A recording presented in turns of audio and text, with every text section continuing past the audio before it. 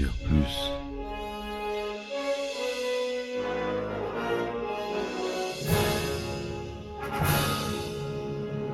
Eh ben attendez, on est en France. Allez, cul sec. Hop.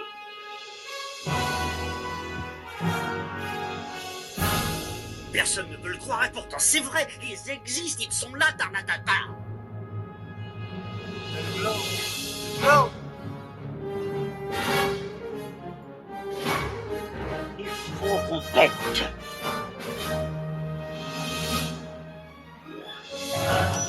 Voyons, circuit branché, correcteur temporel temporisé. Bonjour, bienvenue sur Histoire d'en dire plus, le podcast.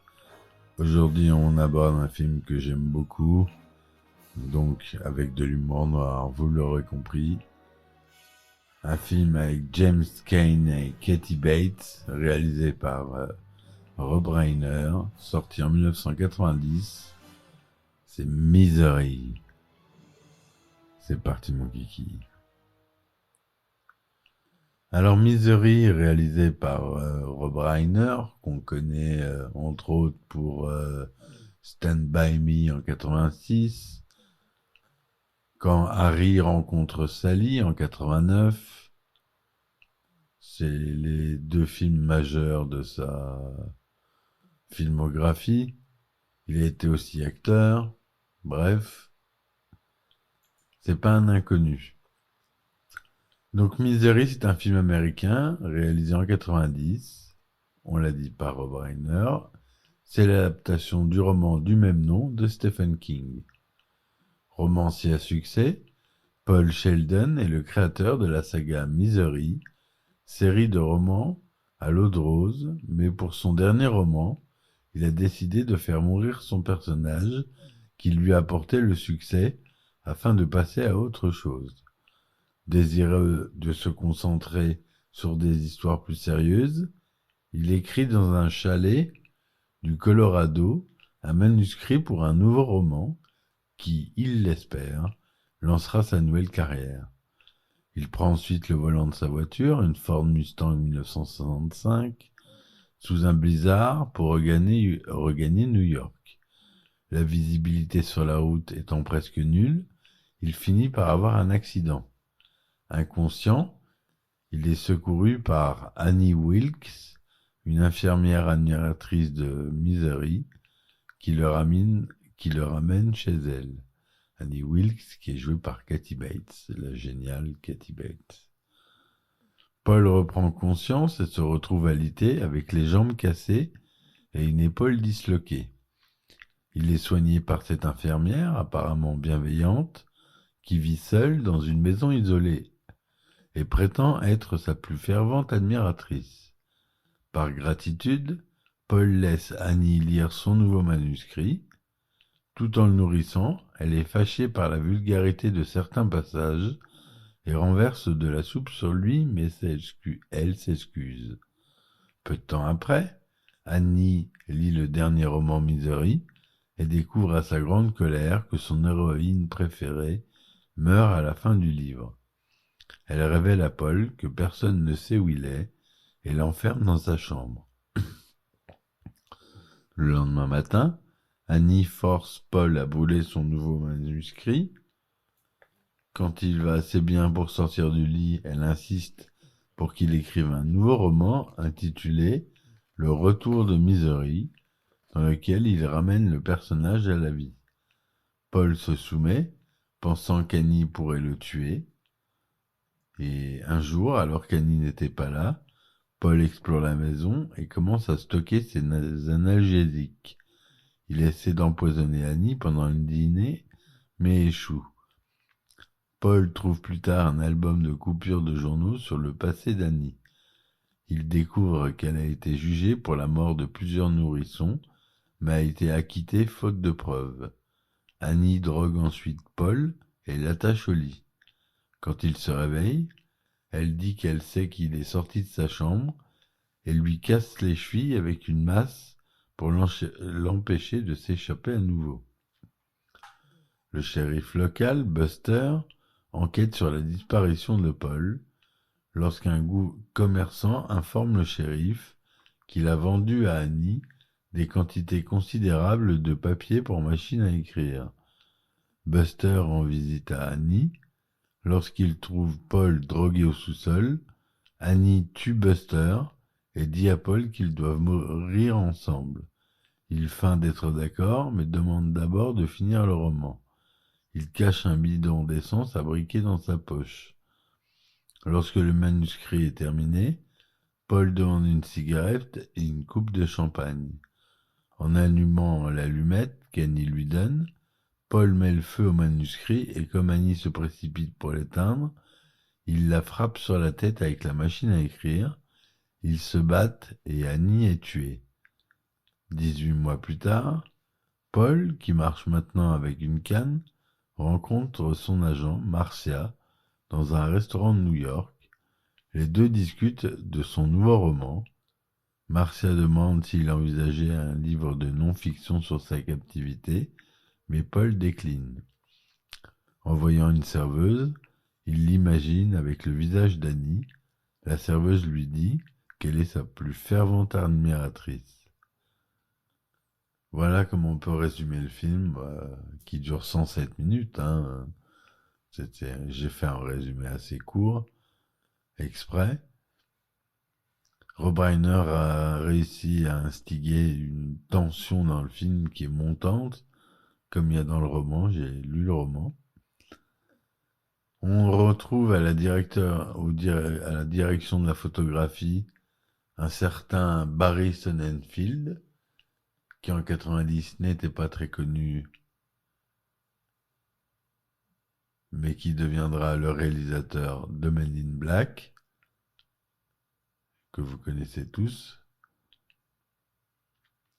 Mais il était d'abord connu en tant que directeur de photo. Il a commencé comme ça, ce qui l'a aidé à faire des films avec une belle photo. La création des décors, c'est Norman Garwood. Les producteurs sont Rob Reiner et Andrew Scheinman, donc le réalisateur et producteur aussi. Société de production Castle Rock Entertainment et Nelson Entertainment. Le budget était de 20 millions de dollars. Ça a été tourné en couleur Deluxe Color, 1,85e. J'ai pas d'infos sur le son. Il dure 107 minutes, on l'a dit. La première du film a lieu le 29 novembre 1990 à Westwood, en Californie, et le 30 novembre en sortie nationale. Il sortira en France le 13 février 1991, et le film est interdit aux moins de 12 ans lors de sa sortie en France. James Caan y joue Paul Sheldon, Katie Bates y joue Annie Wilkes, Lauren Bacall y joue Marcia Sindel, France Ternaghan y joue Virginia, Richard Farnworth Buster, Graham Jarvis Libby, J.T. Walsh, Sherman Douglas. On a un caméo du réalisateur Rob Reiner en tant que pilote d'hélicoptère et Julie Payne qui joue une journaliste. Après avoir fondé la société de production Castle Rock Entertainment, Rob Reiner acquiert les droits d'adaptation du roman Misery. N'étant pas attiré par le genre horrifique, il ne pense toutefois pas réaliser le film lui-même. Il confie l'écriture du scénario à William Goldman et engage George Roy Hill comme metteur en scène. Cependant, Hill change d'avis en raison de la scène où Annie coupe le pied de Paul avec une hache. Reiner décide alors de réaliser le film, mais modifie néanmoins la scène en question pour la rendre moins sanglante. Dans son scénario, Goldman étoffe le personnage du shérif, qui n'apparaît qu'à la fin du roman, et lui donne une épouse qui est aussi son adjoint. Il rend aussi le personnage d'Annie Wilkes, qui révèle sa folie très tôt dans le roman, plus ambigu. Après avoir pensé à Roseanne Barr, Jessica Lange, Angelica Houston, Bette Midler, Mary Tyler Moore ou encore Rosie O'Donnell, ou même bien Barbara Streisand, le rôle d'Annie Wilkes est tout de suite attribué à Kathy Bates sur la suggestion de Goldman, mais trouver le rôle principal masculin s'avère beaucoup plus délicat.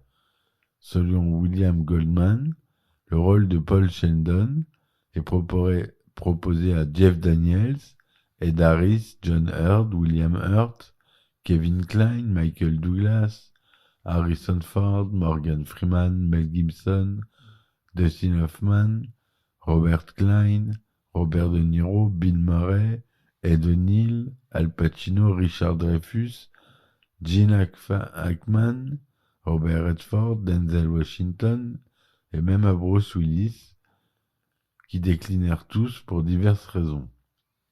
Warren Beatty est intéressé mais finit par décliner aussi.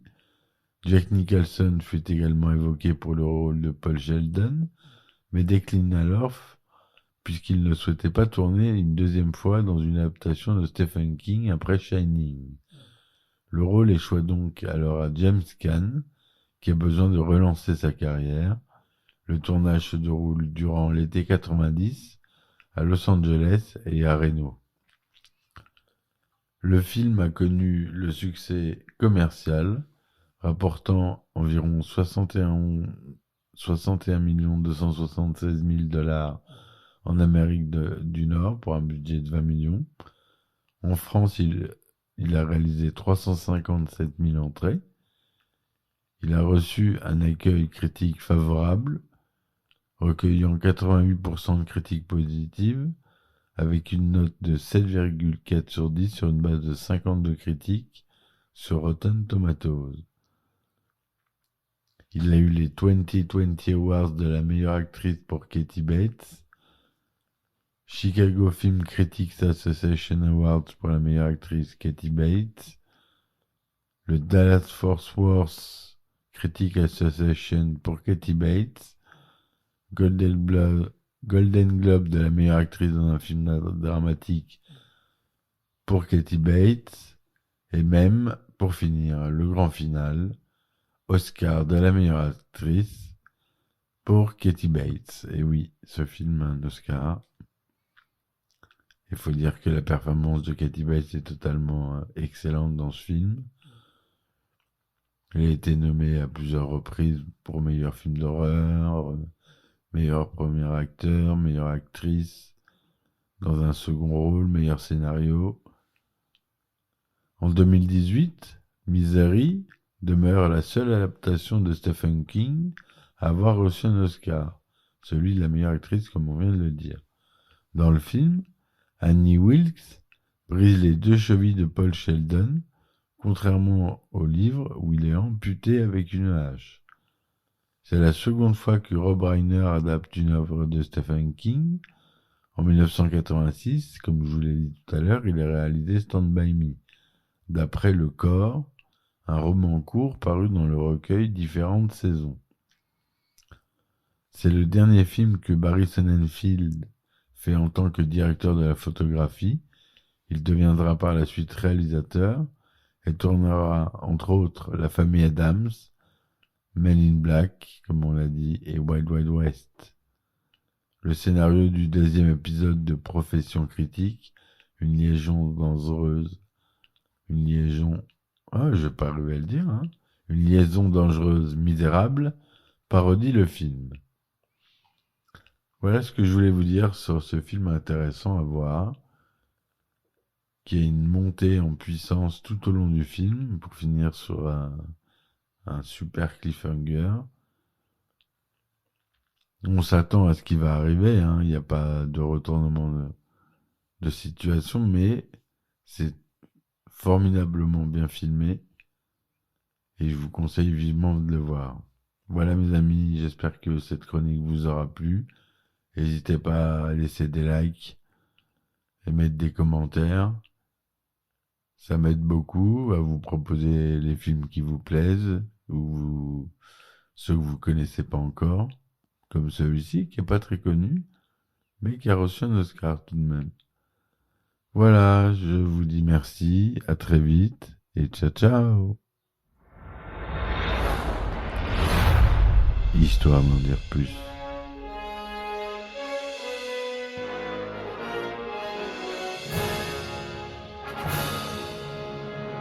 Eh ben attendez, on est en France. Allez, cul sec. Hop.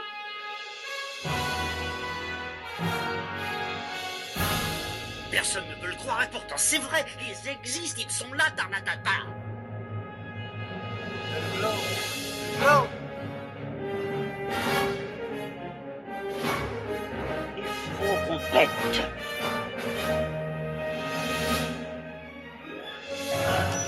Voyons, circuit branché, correcteur temporel temporisé,